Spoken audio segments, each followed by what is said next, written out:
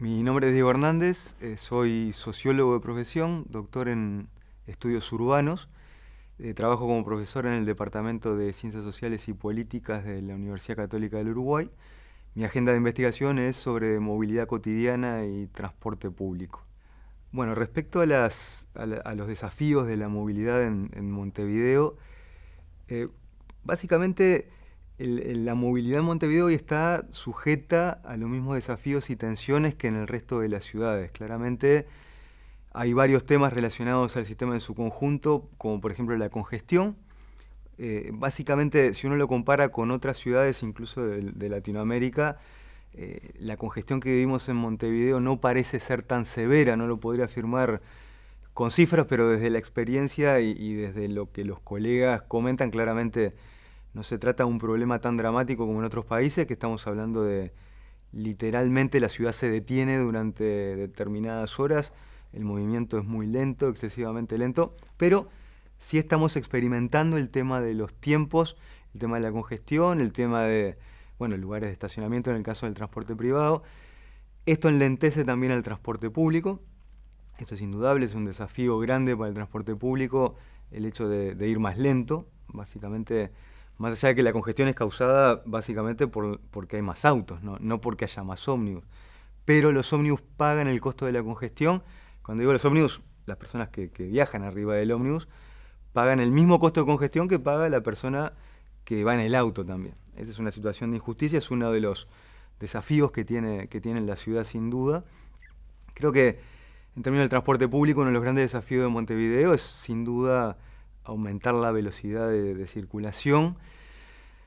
Otro de los desafíos más intuitivamente uno podría decir, uno de los desafíos es claramente el tema comodidad y principalmente capacidad en términos de si las personas van muy apretadas en el transporte, obviamente es un viaje que no es placentero, no aumenta la calidad de vida, por el contrario, lo convierte en una experiencia cercana a lo traumático en algunos casos y sobre todo la hace que esos minutos sean realmente perdidos en términos de calidad de vida, energía y aspectos de ese tipo, sin contar que los propios tiempos de viaje, en la medida que aumenten, son costos que tienen que pagar y naturalmente las personas más pobres pagan más costos, ¿no? Entonces, digamos que en términos de los desafíos de la movilidad están desde el sector transporte y movilidad, indudablemente la congestión es un tema que se nos está viniendo, asociado a los aumentos de la motorización, asociado a la cantidad de autos que hay básicamente en la ciudad, que son muchos más.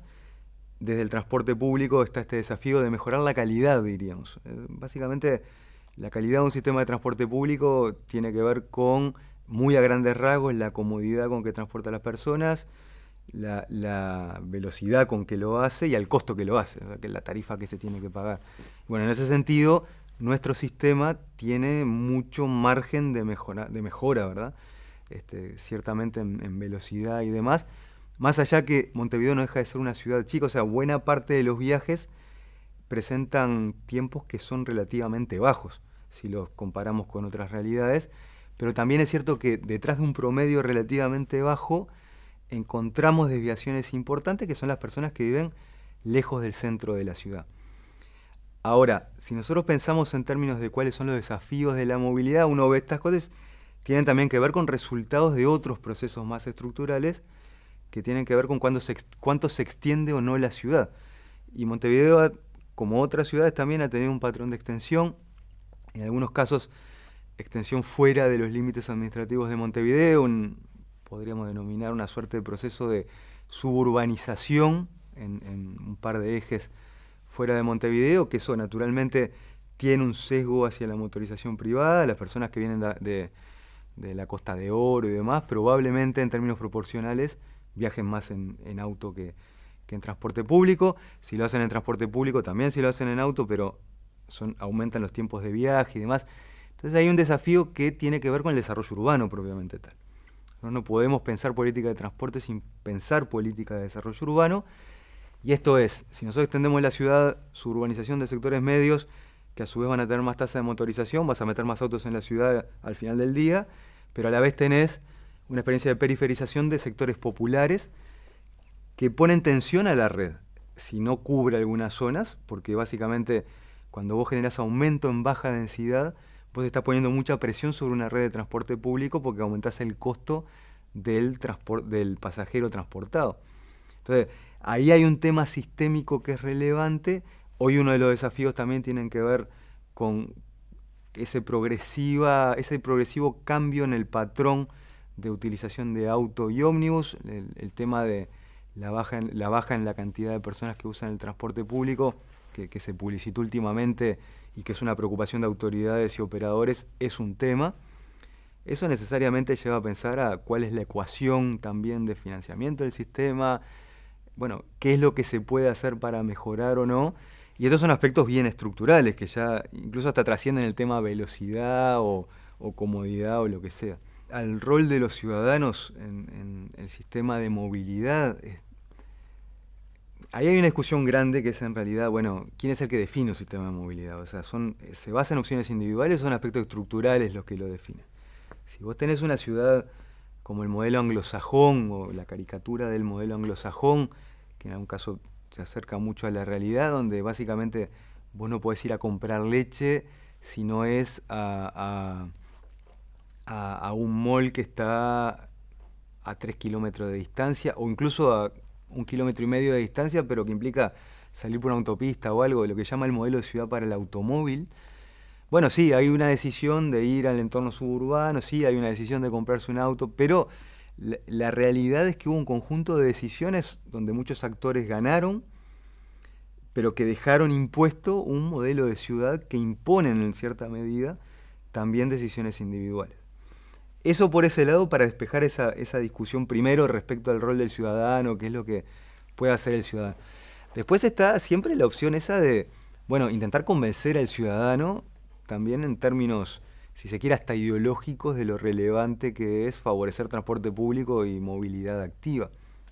Yo soy defensor de que cada uno básicamente haga lo que su preferencia le indique. Yo en eso no estigmatizo al dueño de auto. Yo creo que esto no es una competencia entre el auto, la bicicleta. Quien quiere tener auto, que tenga auto, está bárbaro, que lo use. Ojalá que lo use solo los fines de semana. Ojalá que usara el transporte público o la bicicleta o la caminata para ir a trabajar. Sí, sería lo más deseable.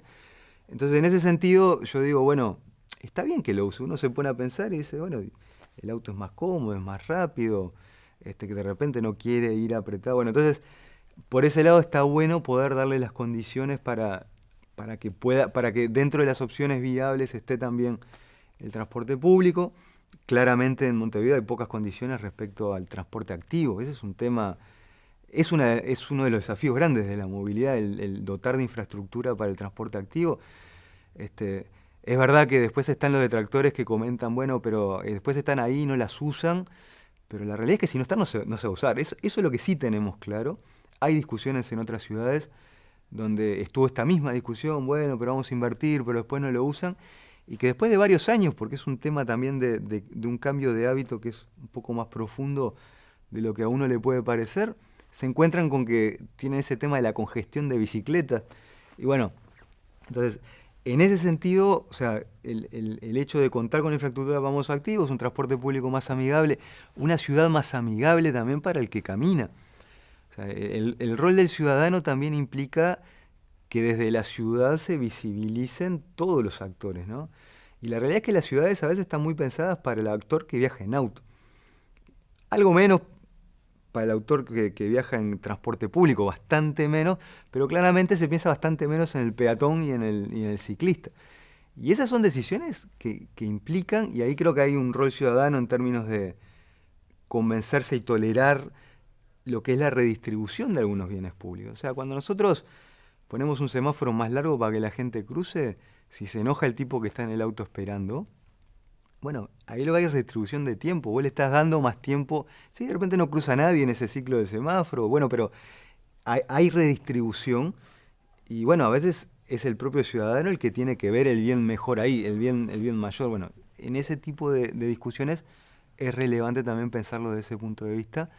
Después está el ciudadano. De vuelta creo que acá es importante también en esto de vuelta no descuidar algunos aspectos estructurales también. O sea, que no es únicamente la persona que decide me voy a subir a la bicicleta y listo.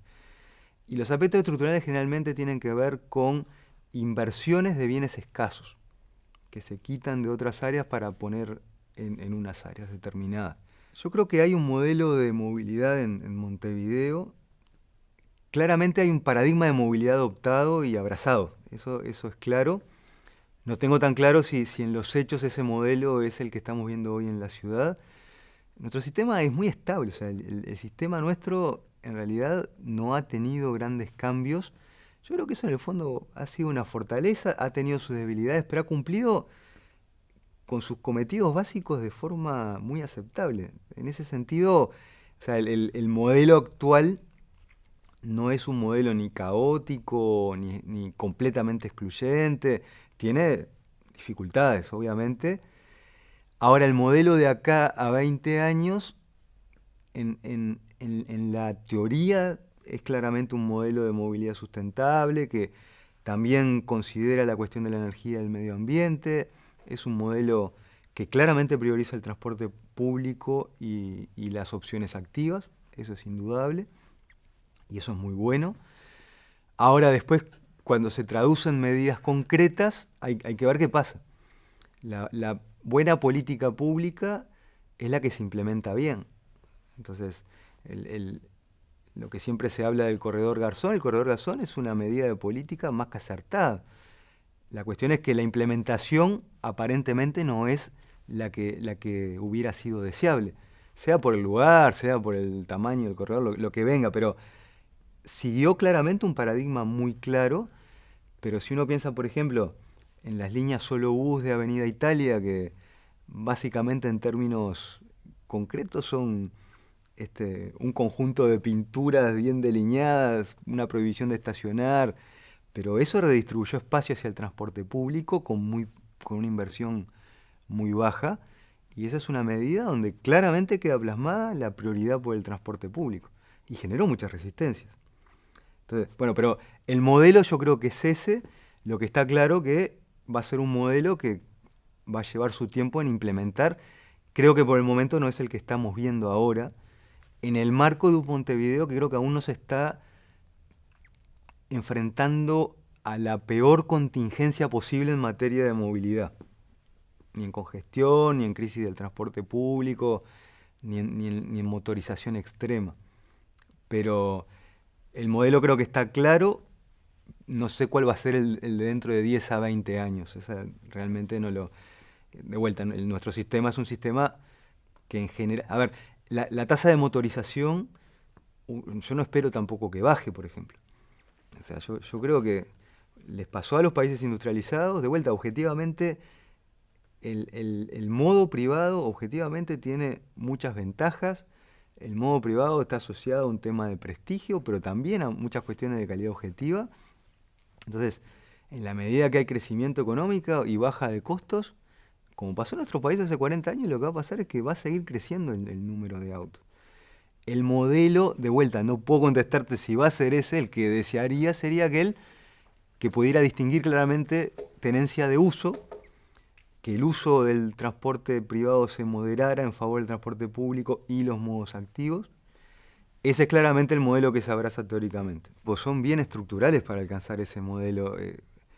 O sea, está el tema de tendencias estructurales, como que la motorización probablemente va a seguir creciendo. Motorización yo me refiero más que nada a auto. Está el tema moto ahí siempre metido, digamos. No es un obstáculo particular a eso, pero es un tema que como que escapa hasta el modelo de movilidad. Es un problema, digamos, que hay que también en algún momento ver. Porque ahí ya está el tema seguridad de las personas y todo lo demás. Claramente hay un conjunto de obstáculos relacionados a los actores participantes de cualquier política.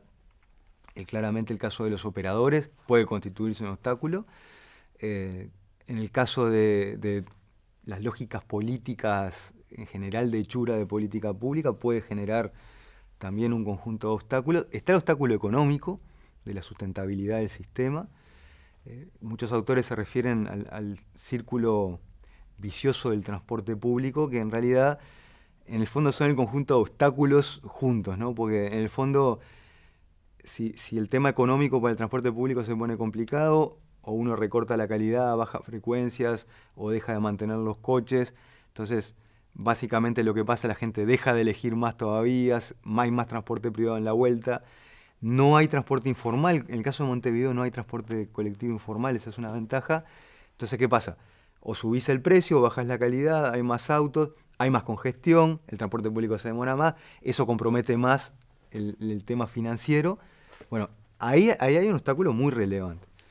Me encantaría que fuera una ciudad que en realidad no excluyera por movilidad, que fuera una ciudad que, o bien porque está lejos de las actividades, o bien porque el sistema de transporte no responde a sus necesidades o no puede acceder a él, no dejara a nadie con actividades por realizar por efecto del transporte.